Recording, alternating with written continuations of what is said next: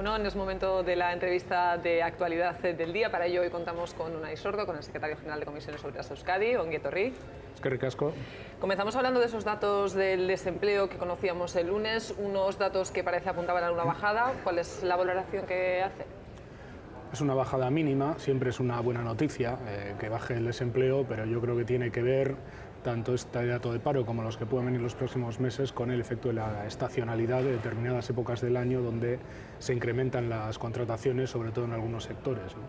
Pero yo creo que no hay ninguna perspectiva, desgraciadamente, de que vaya a haber cambios de tendencia de fondo en la generación de empleo, y los datos que estamos viendo, los últimos datos que salían de la encuesta de población activa, son datos absolutamente categóricos, ¿no? El incremento del paro es importante, es dramático en el Estado y es cada vez más preocupante en Euskadi, ¿no? Y por tanto no nos hacemos excesivas ilusiones, porque desgraciadamente creo que el ajuste del empleo, del volumen de empleo, ni en el sector privado ni en el sector público ha terminado si se siguen aplicando estas políticas económicas, ¿no? Por lo tanto, me imagino que apunta usted más a un espejismo que a un inicio de una tendencia positiva.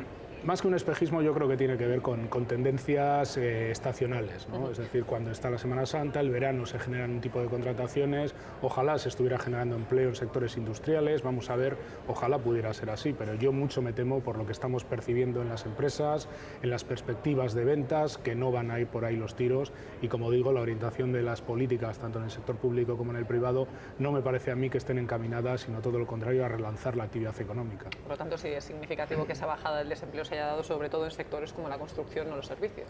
Bueno, es buena noticia, pero me parece que es netamente insuficiente, ¿no? Vamos a hablar precisamente de ese intento de reactivar la economía, un objetivo que se ha propuesto el Gobierno vasco, y para ello va a comenzar una nueva ronda de contactos, esta vez con esas 2 mesas de conversaciones que va a mantener. Hoy se hace la primera tanto con los 3 diputados generales como con Eudel. No sé si han analizado ya profundamente esos 6 puntos del plan de estabilidad que presentaba Urkullu. ¿Cuál es la valoración? Bueno, a mí en principio me da la impresión de que esto tiene que ver con una iniciativa política para borrar rápidamente el rastro de la no aprobación, de la no presentación de los presupuestos en el Parlamento, ¿no? A mí me parece que si el planteamiento del Gobierno realmente es para cambiar orientaciones de la política económica y especialmente de la política de ingresos, bienvenido sea este escenario. Si es para de alguna manera diluir eso que ha ocurrido de la no presentación de presupuestos, me parece que se va a quedar en agua de borrajas, ¿no? Y más allá de eso, a mí sí me gustaría hacer un emplazamiento al Gobierno vasco y al propio Lehendakari, ¿no? Y es que considere seriamente abrir también un espacio de diálogo y de encuentro con los agentes sociales en el país. Una política de activación económica es muy importante que cuente con el conjunto del entramado institucional vasco, que cuente con el conjunto de los actores políticos del país, pero no se puede hablar en serio de una política de reactivación sin contar con organizaciones sindicales y organizaciones empresariales. Entre otras cosas porque los márgenes que ahora mismo tiene Euskadi para activar la economía, en un momento en el que la crisis tiene que ver con el crédito y tiene que ver con políticas globales, en nuestra opinión, el margen que tiene Euskadi para activar la economía tiene mucho que ver con cómo distribuye sus propios recursos y la demanda interna del país. Y esto se hace fundamentalmente a través de la fiscalidad y del gasto público y a través de la distribución en el salario. Y esto es negociación colectiva y esto es fiscalidad y gasto, ¿no? Y en esas mesas que plantea el Lehendakari faltan agentes sindicales y agentes económicos, como son las organizaciones empresariales. Por tanto, nuestro emplazamiento es ese. En todo caso, vamos a analizar un poco esas 6 propuestas que hacía el Lehendakari. Una de ellas es ese plan contra el fraude. ¿Considera que no se está trabajando suficientemente para intentar erradicar el fraude? Hombre, es evidente cuando el fraude fiscal, yo creo que es uno de los grandes problemas que existen en la sociedad. Cuando el tipo medio que están, por ejemplo, pagando las empresas en el impuesto de sociedades está muy por debajo del que oficialmente tendrían que pagar, ¿no? De ese 30 y tantos % de impuesto de sociedades. Cuando hemos conocido noticias como que las empresas del IBEX 35 prácticamente todas tienen residencias en paraísos fiscales, ¿no? Cuando yo creo que está ya instalado en la cultura popular esto de que en determinados tipos de negocios, pues bueno, la ocultación de rentas es la tónica general, ¿no? Por tanto, nosotros claro que pensamos que hay que actuar contra el fraude. De hecho, es extraño que no se haya emprendido una posición coordinada entre todas las administraciones vascas mucho más potente para luchar contra el fraude, para entrecruzar datos, para que las diputaciones, el Gobierno y el Parlamento vasco se pongan con más ahínco, no digo yo que no se hagan cosas, pero se pongan con mucho más ahínco a luchar contra el fraude fiscal. Pero aparte del fraude fiscal, yo creo que hay que revisar todo el sistema de desgravaciones y de no cómputo a la hora de pagar el impuesto de sociedades que tienen muchas empresas, ¿no?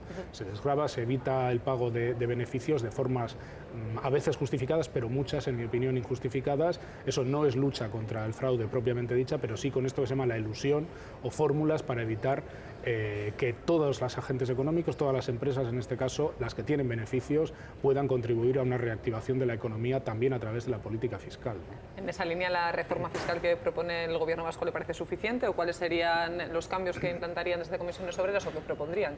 No la conocemos. Este es uno de los problemas de no haber un ámbito normalizado de relación entre las administraciones públicas en Euskadi y las organizaciones sindicales y las organizaciones empresariales. A mí no me gusta hablar de este tipo de cosas que requieren tanto análisis en lo micro a través de titulares de prensa, ¿no? Nosotros tenemos unas propuestas generales sobre impuesto de sociedades, sobre los altos tramos del IRPF y sobre alguna cosa más que pensamos que activaría un margen para recaudar más fiscalmente donde más hay y en las rentas de capital fundamentalmente, pero claro que nos gustaría conocer exactamente qué es el planteamiento que hace el Gobierno y cuál es el planteamiento que son capaces de consensuar las diputaciones, porque tenemos además un sistema institucional terriblemente complejo donde la recaudación está en unas administraciones y el grueso de gasto está en otra, ¿no? Esto yo creo que crea unas disfunciones que requiere este tipo de espacios de encuentro y nosotros no tenemos una idea clara porque nadie nos lo ha dicho con claridad de cuáles son los planteamientos que hace ninguna de las instituciones y esto es un déficit democrático de este país. Debo hacerle referencia de todas maneras a otro de los puntos que va a llevar sobre la mesa el Lehendakari Urkullu en esas reuniones en las que, como usted dice, de momento no van a estar presentes. Hablaban de esos 200 millones de euros que llegarían de esa flexibilización del déficit. ¿Son 200 millones suficientes para intentar reactivar el empleo? Es evidente que no, cuando la caída de la recaudación viene a ser aproximadamente de 1.200 millones, ¿no? Yo creo que no es una mala noticia esta relajación del déficit para el conjunto del Estado y que esto se traduzca en una mejora de las expectativas de déficit para las administraciones, en este caso autonómicas, sin olvidar que eso no es que aparezca dinero, sino que hay más posibilidad de endeudamiento y esto luego hay que pagarlo. Nos parece muy insuficiente el relajamiento del déficit para el conjunto del Estado, nos parece que se siguen aplicando políticas que van a estrangular a los estados endeudados como el español, como el italiano, como el griego, como otros estados y la cantidad me parece que es netamente insuficiente, pero como digo, no es dinero que vaya a llover del cielo, sino que es en todo caso posibilidad de generar a través de endeudamiento y esto no puede obviar la necesidad de abordar el debate fiscal al que antes hacíamos referencia, porque no es lo mismo recaudar de una manera que endeudarse de otra, ¿no? Esto hay que tenerlo muy en cuenta, ¿no? No es suficiente, evidentemente. ¿Cree que se va a plantear en serio ese debate sobre la reforma fiscal? Es que no queda otra. Yo creo que sería una irresponsabilidad de las administraciones inmensa, ¿no? A mí tampoco me gusta hacer en este sentido demagogia de pensar que eso es lo que va a arreglar todos los problemas, para nada. Pero yo creo que mientras haya márgenes de mejorar la recaudación y mejorar la recaudación sobre todo en según qué tipo de rentas, sin dificultar la actividad económica, porque yo creo que una cosa no es incompatible con la otra, creo que estamos obligados, están las administraciones de este país obligadas a emprender ese debate. No se puede analizar una caída de 1.200 euros en la recaudación como si hubiera sido un fenómeno meteorológico, ¿no? Hay que actuar. Y nosotros estamos dispuestos a actuar en esas claves que son no directamente nuestra competencia, sí a opinar en este sentido y a las propuestas que podamos dar y sobre todo en las claves que nosotros sí somos directamente implicados, como tiene que ver con toda la distribución de renta a través de salarios y a través de la negociación colectiva. Yo creo que son piezas que si este país alguna vez fuera capaz de poner todas las piezas a la vez en el escenario, me parece que podrían tener efectos multiplicadores, pero para esto hace falta hablar con todos, agentes económicos, instituciones, agentes sociales y intentar buscar según qué consensos y según qué acuerdos, sabiendo que hay intereses diferenciados, ¿no? Nosotros estamos dispuestos a entablar una relación en estas claves, yo se lo dije al propio Lehendakari y bueno, vamos a ver si esa es la actitud o si realmente se va a excluir a organizaciones sindicales y empresariales de esta ronda de contactos, ¿no? Abordaremos en unos minutos esos posibles cambios de políticas económicas que llegarían desde los ejecutivos, pero sí le quiero preguntar, el 7 de julio se acaba ya la fecha para negociar esos convenios colectivos a los que usted ya apuntaba. ¿Cómo está la situación de la negociación? Está complicada. Yo creo que aquí hay una parálisis producto de varias cuestiones. Primero, de la comodidad en la que están instaladas las organizaciones empresariales ante la llegada del 7 de julio. la propia legislación laboral está dificultando muchísimo las negociaciones, pero nosotros creemos que es perfectamente posible establecer un acuerdo global para el conjunto del país, un acuerdo intersectorial, un acuerdo interprofesional que contribuya, digamos, a resolver los nudos que ahora mismo están paralizando los convenios colectivos, que tienen que ver con esto de la famosa ultraactividad, que tiene que ver con cómo se resuelven los conflictos entre empresa y trabajadores para la aplicación o no aplicación de los convenios colectivos y que tienen que ver con cómo consolidamos, porque lo ha desconsolidado en parte las distintas reformas laborales, cómo consolidamos el marco de convenios colectivos en la comunidad autónoma vasca, ¿no? Yo creo que esto es perfectamente posible llegar a un acuerdo y yo creo que ese acuerdo abriría la puerta a resolver buena parte de los convenios colectivos en Euskadi antes del 7 de julio. Si no, las expectativas son pésimas porque evidentemente se podría dar un proceso de reducción salarial muy generalizado, sobre todo en el tejido de pequeñas y medianas empresas que son la inmensa mayoría de este país y donde en muchas de ellas no hay una organización sindical que pueda defender los intereses de la gente, ¿no? Por tanto, también hay que reforzar esa presencia sindical en esos ámbitos, pero tenemos que tratar de resolver la negociación colectiva, es fundamental. Por intentar contextualizar y para que los espectadores se hagan una idea de las cifras, el 80% de los convenios colectivos hoy por hoy están sin actualizar. Sí. ¿Cuáles son las cifras que calculan en cuánto podrían llegar a un acuerdo? Vamos a ver, nosotros pensamos que en el 7 de julio podrían perder sus condiciones de trabajo, que no quieren decir que al día siguiente se vayan a perder, sino que potencialmente pueden dejar de aplicarse en torno a 200 y pico, 300.000 trabajadores y pasarían del medio millón, es decir, en torno de ese 80% de los asalariados vascos a partir del 31 de diciembre, ¿no? Entonces, ¿en qué posibilidades hay de dar salida a los convenios colectivos? Pues depende de las partes en cada uno de los casos, de la correlación de fuerzas sindicales también, porque no todos los sindicatos vemos de la misma forma esto de la renovación y del mantenimiento de los ámbitos sectoriales de negociación colectiva y evidente también de las posiciones patronales, que en algunos casos son posiciones francamente duras y francamente pues de tratar de aprovechar la marea de la reforma laboral para sacar ventajas y para reducir salarios, ¿no? A eso le quería hacer referencia porque en ese Consejo de Relaciones Laborales en el que ustedes, UGT también y también LAB, ya han dicho que están dispuestos a sentarse a hablar, ELA de momento no sé si ya ha anunciado la postura, no sé si está dispuesto a sentarse con ustedes. Yo creo que no, porque no han mostrado, yo creo que ningún interés en llegar a un acuerdo que posibilite la salida de los convenios sectoriales, porque nunca han creído tampoco en el modelo de convenios sectoriales de una forma clara y porque creo que esa mesa podría resolver problemas, ¿no? Y en mi opinión, ELA parte siempre de que lo mejor que se puede hacer es no resolver los problemas y que los problemas se multipliquen, porque considera que ese es el mejor oxígeno para su rentabilidad afiliativa, ¿no? En todo caso, yo creo que ahí tampoco merece la pena gastar excesivos esfuerzos, porque cada uno es dueño de sus decisiones y si el resto de las partes estamos dispuestos, es perfectamente posible, como digo, entablar unos cauces de acuerdo. Hay un documento hecho por un grupo de expertos que ha incentivado el propio gobierno que trabajen en ese sentido, que yo creo que marca unos parámetros en los que, en mi modesta opinión, sería perfectamente posible llegar a un acuerdo y que ese acuerdo además fuera la llave para desbloquear una buena parte de los convenios colectivos pendientes en Euskadi, ¿no? Retomamos el tema de los cambios de políticas económicas. Antes hablábamos de esa flexibilización del déficit, una flexibilización del déficit de la que Íñigo Urkullu afirma tuvo conocimiento en ese viaje que hizo a Europa. En Bruselas cada vez son más las voces que empiezan a poner en cuestión esas políticas de ajuste. ¿Cree que ese debate se está haciendo de manera real o es más una pose? Bueno, primero, nosotros no hacemos apología del déficit público. El déficit público es un problema y los déficits públicos hay que financiarlos y luego hay que pagarlos. Por tanto, no se trata de hacer apología del déficit público, lo que se trata es de hacer políticas fiscales más ofensivas y luego, en un momento como este, relajar los objetivos, los tiempos de rebaje del déficit público, porque si no se van a estrangular las economías. Y en mi opinión, también estamos ante una crisis que ya no es estrictamente económica, es una crisis política. Y que no se estén tomando medidas en el ámbito de Europa para hacer frente a esta crisis tiene que ver con decisiones políticas y de interés especialmente del poder financiero del centro de Europa y del poder exportador de Alemania, que es el que está impidiendo que se hagan políticas distintas al austericidio que ya solo se está dando en Europa. Esto, cuando se dice que no hay alternativas políticas, yo diría que la reflexión tendría que ser la contraria. La única gran área económica que está haciendo estas políticas es la Unión Europea. Ni Estados Unidos, ni América Latina, ni siquiera Japón está haciendo ya las políticas austericidas de Europa, ¿no?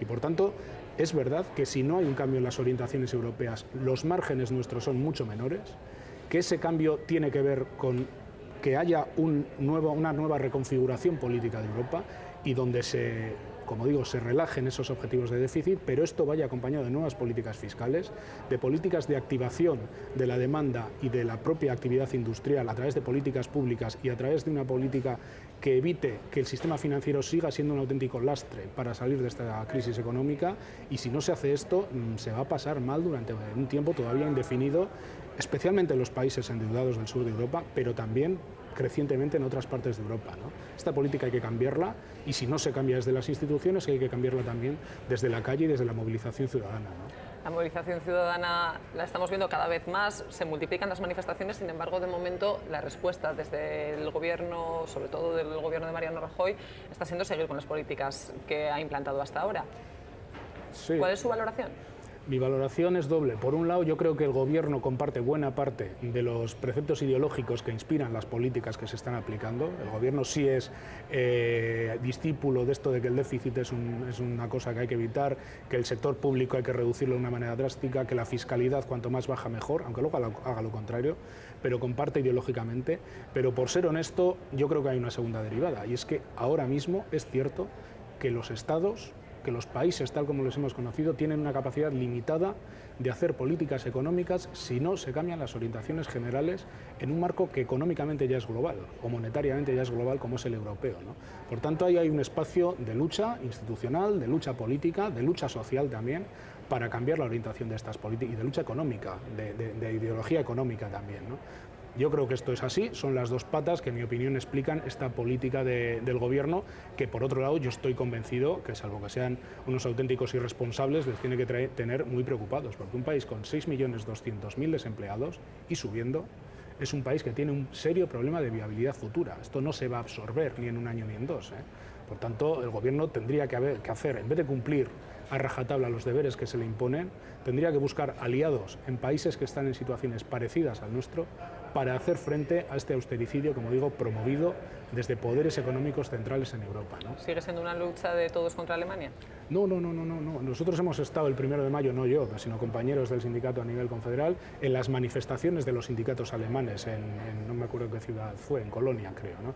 Es decir, cada vez hay más partes, incluido el sindicalismo alemán y la Confederación Europea de Sindicatos, que están denunciando la orientación de estas políticas y que son conscientes de que ahogar a los países del sur va a tener consecuencias en los países del sur, sí, pero cada vez más en los países del norte y en la propia Alemania, donde el 60% de sus exportaciones es a la zona euro, ¿no?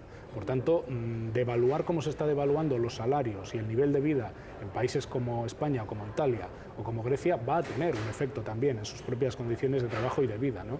Hay una ideología detrás de esto, hay un proyecto de Europa a 2 velocidades detrás de esto, y es lo que no es una cuestión de naciones o de países, es una cuestión de clase también, de distintas posiciones de interés de clase, aunque esto suene un poco antiguo, pero yo creo que es así, y en ese sentido creo que tenemos que hacer un gran frente, ¿no?, frente a este austericidio, como digo. Pero sí puede ser que en la ciudadanía hasta hace un tiempo sí existía de alguna manera esa idea de que Alemania era la panacea, o que parecía que en Alemania las cosas estaban mejor. ¿Puede que ese mito, por llamarlo de alguna manera, esté cayendo? Alemania está bastante mejor que nosotros, pero está bastante mejor que nosotros no por las cosas que se suelen decir, por los mini-jobs y por este tipo de cosas. Alemania está bastante mejor que nosotros porque ha tenido una política industrial muy potente y tiene un sector industrial muy potente, muy exportador y con una capacidad productiva terrible, ¿no? Estas son las razones por las que Alemania ha tenido una posición mucho más saneada, y luego porque la construcción europea se ha hecho en base a las propias necesidades de Alemania. Yo no me gusta nada el discurso este demagógico del sur contra Alemania o de Alemania contra el sur. No, esto es una cuestión de intereses. He hablado de los intereses financieros de Europa Central y los intereses exportadores de la industria alemana. Yo no estoy hablando de los trabajadores alemanes, ni estoy hablando de la ciudadanía alemana, ¿no? Por eso creo que hay que tejer complicidades para cambiar estas políticas, ¿no? Y es lo que nosotros creo que tenemos que emplazar a nuestros gobernantes, junto con la utilización de los márgenes que existen en las políticas que podemos hacer en Euskadi, en el conjunto del Estado, pero buscar también aliados para cambiar estas políticas. En los 2 últimos días sí que desde la oposición se han presentado planes alternativos a las políticas económicas. Por ejemplo, Alfredo Pérez Rubalcaba hablaba de esos 30.000 euros para reactivar la economía, unos 30.000 euros que llegarían de los 100.000 euros del rescate que llegaban desde la eurozona. Bruselas ya ha contestado que ese dinero es para el saneamiento de la banca. ¿A veces la oposición juega un tanto con esa política de ficción? Claro, pero el problema es la política, es un gran problema que esto sea política ficción. Es decir, que el rescate, que esa disposición de recursos o de avales que se ponga, solo sean para capitalizar y sanear el sector financiero. Una de las cosas que estamos planteando desde los sindicatos en Euskadi y en el conjunto de Europa es la necesidad de activar una especie de plan Marshall, una especie de plan de reinversión, especialmente en los países que ahora mismo están en mayores dificultades y que habría que financiar de diversas formas, desde el Banco Central Europeo, desde un impuesto a las transacciones financieras y a los paraísos fiscales, para que esas cantidades de dinero no solo estén a disposición del saneamiento de las entidades financieras, sino que puedan estar para hacer políticas contra el ciclo económico y políticas de activación de la economía y de la industria, lo que se hizo en Alemania después de la Segunda Guerra Mundial, por ejemplo, ¿no? Claro, el gran problema es que esto sea política ficción, ¿no? Porque es lo que nos está dando la pauta y la idea de cómo se están situando las prioridades. Rescate del sistema financiero, como sea, por un lado, y por otro lado, devaluación de los países del sur, salarial y de modelo social. Disminución de salarios, disminución de pensiones, disminución de servicios públicos. Es el esquema de salida de la crisis que han planteado algunos, ¿no? Y ese es el sistema de salida de la crisis contra el que el movimiento sindical quiere luchar. Lo digo porque tal vez haya gente en la calle que se pregunte si la oposición plantearía estas mismas soluciones si estuvieran ellos en el gobierno. Pues podría plantear las mismas soluciones y la respuesta que le darían sería las mismas. Ese dinero no está para eso, está para sanear el sistema financiero. La cuestión es, ¿y después qué se hace? ¿Después qué se hace? Hay unas instituciones europeas que ahora mismo pintan lo que pintan, hay unas elecciones europeas el año que viene y desde luego aquí habrá que plantear que hay que buscar otras alternativas económicas y esto se hace desde ahora mismo o desde la convicción de la otra parte o desde la acumulación de fuerzas.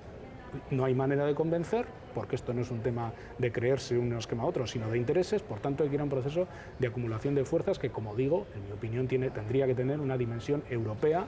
En junio vuelve a haber una jornada de movilización promovida desde la Confederación Europea de Sindicatos. El 14 de noviembre del año pasado hicimos una huelga dentro de una jornada de movilización europea con huelga en varios países. Bueno, son movimientos incipientes, pero absolutamente necesarios, porque si no, tenemos complicada la variedad en las políticas económicas que luego se aplican al ciudadano de a pie, al vasquito y a la vasquita de a pie, ¿no? ¿Cómo se puede concienciar a la gente de que esa necesidad de presionar podría llegar a ser eficaz?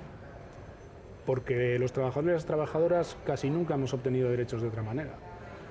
Todo el esquema de derechos que se ha conseguido a lo largo de la historia ha tenido que ver, por un lado, con la capacidad de presión y, por otro lado, con la inteligencia de las organizaciones para canalizar esa capacidad de presión en cosas como los sistemas públicos de servicios públicos, como los sistemas de pensiones, como la negociación colectiva, los convenios colectivos, como los derechos de ciudadanía en definitiva, ¿no? Porque es la historia de la humanidad, si se me permite la expresión. Movilidad de presión e inteligencia para canalizar esa presión. Una de las últimas movilizaciones y manifestaciones que veíamos era la del 1 de mayo.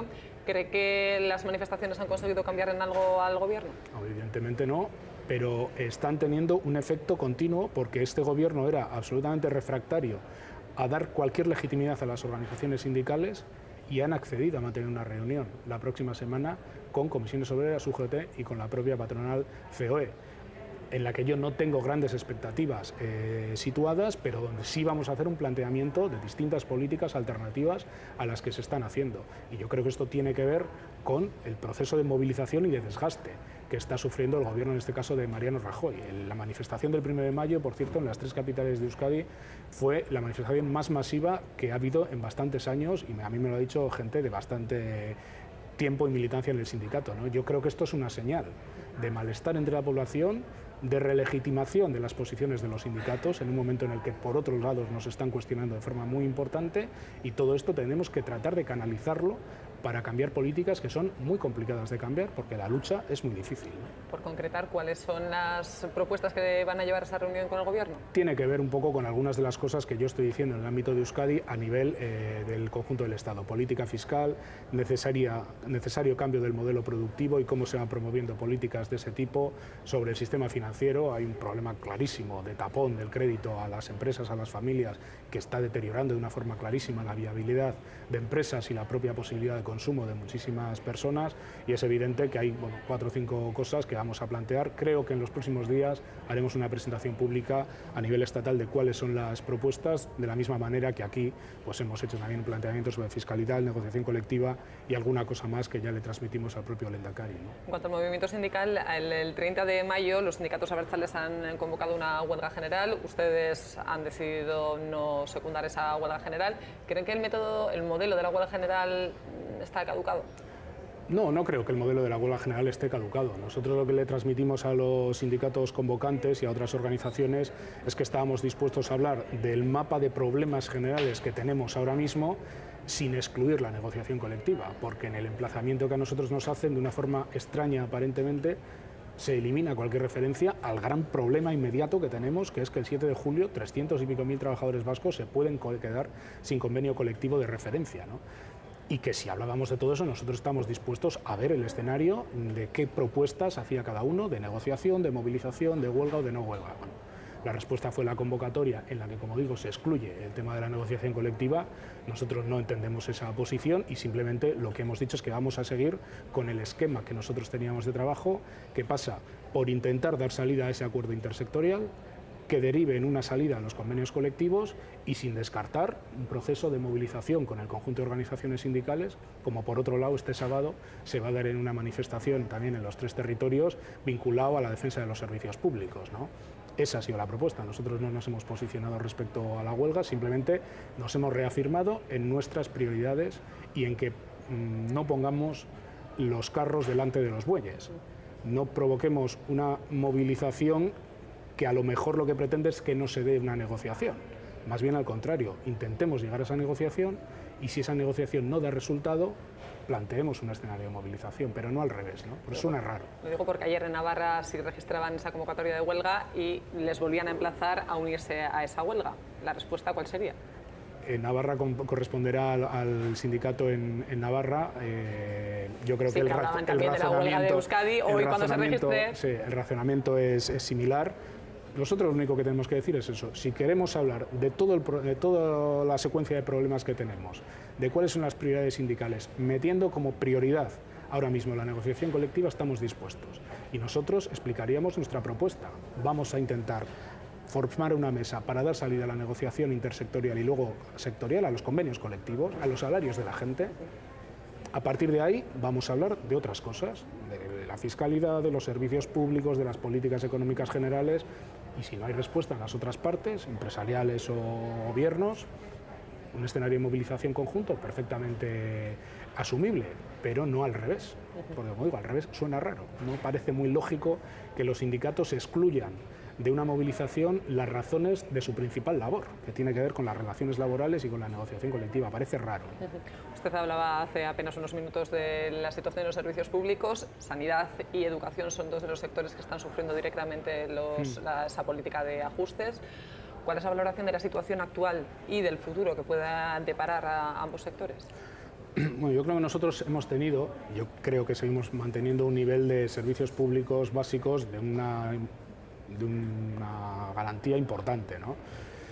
Pero yo tengo muy claro que si seguimos con estas caídas en las recaudaciones y estas reducciones presupuestarias, esto consolidado en el tiempo deteriora de una forma muy importante los servicios públicos. En parte ya se ha deteriorado aspectos vinculados a la enseñanza, en menor medida aspectos vinculados a la sanidad, pero si esto continúa por esta senda de menos recaudación, menos presupuestos, yo estoy convencido que vamos a una devaluación de los servicios públicos. Por tanto, creo que tenemos que defender el valor del servicio público como un derecho de ciudadanía elemental, como es el derecho que más cohesiona a una sociedad, y en ese sentido nosotros estamos absolutamente implicados, ¿no? Vamos a ver, creo que esto tiene que ver con otras políticas, que es un poco lo que llevamos hablando, ¿no? La fiscalidad, la orientación de las políticas económicas, no hay piezas sueltas. ¿Cuál es hoy por hoy la relación de Comisiones Obreras Euskadi con la patronal? Bueno, pues es una relación conflictiva, como no puede ser de otra manera, porque nos movemos en un terreno conflictual, como son las relaciones de trabajo, pero yo las últimas conversaciones que he tenido con Confebask sí he percibido una voluntad de dar salida a este acuerdo intersectorial del que estoy hablando y posibilitar que esto dé salida a los convenios colectivos.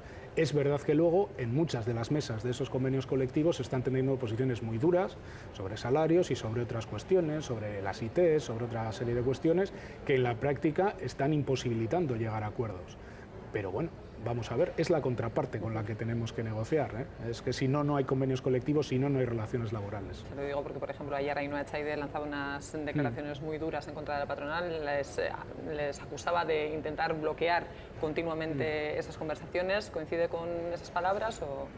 Bueno, yo creo que la patronal defiende sus intereses, yo creo que la patronal se le ha dado mucho con estas últimas reformas laborales, pero creo que todos deberíamos también hacer un ejercicio, y es que no va a venir nadie a resolvernos los problemas. Los sindicatos ahora mismo, la nueva legislación nos ha metido en un problema muy gordo. Los sindicatos no como organizaciones, sino como representantes de los trabajadores. Aquí lo que está en cuestión es el salario y las condiciones de trabajo de la gente, ¿no? E incluso el desempleo, de alguna manera más indirecta y que sería más largo de explicar, ¿no? Y por tanto nosotros tenemos que tratar de defender nuestros derechos, de defender a nuestra gente, y sabemos que contamos con una contraparte, que es una parte, como digo, con una relación conflictual, por definición, que es la empresa y que es las organizaciones empresariales. ¿Podemos reconducir esto? Yo creo que sí. No creo que se trate de echar culpas a nadie. La patronal, como digo, en muchas mesas está teniendo una posición muy dura, está imposibilitando la salida de los convenios, pero vamos a ver si a través de este acuerdo somos capaces de desatascar las cuestiones que luego en cada mesa son las que están paralizando las cosas, ¿eh? La ultraactividad, el descuelgue no descuelgue de los convenios y otra serie de cuestiones, ¿no? Yo creo que ese escenario es en el que tenemos que trabajar nosotros, espero que LAB, espero que UGT, me encantaría que ELA y espero también que Confebask. Creo que ya ha quedado claro, pero como quedan apenas unos segundos para acabar esta entrevista, ¿cuáles serían los objetivos, por lo tanto, que se marca a corto plazo Comisiones Obreras? Bueno, pues en dos líneas. Una, el que vengo diciendo, intentar dar salida antes del 7 de julio a convenios colectivos a través de ese acuerdo previo intersectorial, y por otro lado continuar en este proceso de acumulación de fuerzas sociales que ayuden en el ámbito de Euskadi, en el ámbito del Estado y en el ámbito de Europa a reorientar las políticas económicas y hacer una especie de frente cívico, por entendernos de alguna manera, que defienda pues un modelo de sociedad que, bueno, pues que no ha sido perfecto, pero que evidentemente corre un serio riesgo de verse devaluado por unas orientaciones neoliberales y absolutamente antisociales de las políticas económicas, ¿no? Muy suerte, muchas gracias por acudir a esta invitación para esta entrevista. A vosotros. Y hasta la próxima. Venga, es que ricasco. Hasta aquí, por lo tanto, la entrevista de actualidad. Es ya momento para el debate.